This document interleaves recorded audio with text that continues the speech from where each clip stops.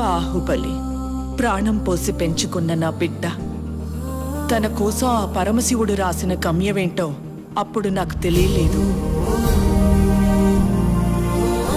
తన మరణం ఒక ముగింపు కాదు, ఓ మహాకార్యానికి ప్రారంభం. తన గమ్యం యుద్ధం.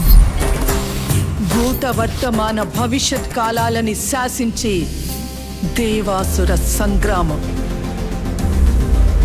తప్పుకో విశాసుర, బాహుబలికి శిక్ష తప్పదు.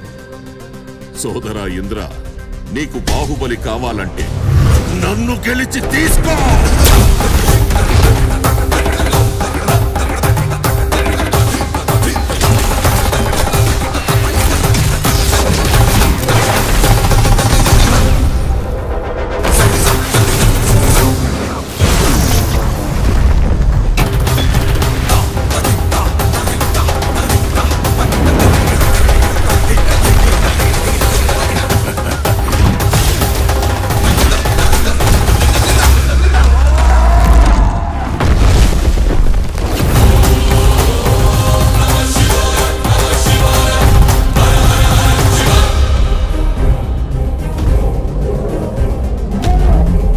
బాహుబలిని ఎవరు కాపాడతారు ఇప్పుడు?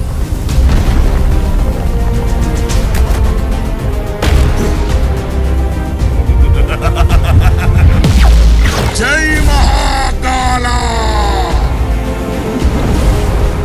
అది అదే ప్రశ్న ఇంద్ర, ఇప్పుడు నిన్నెవరు కాపాడతారా అని.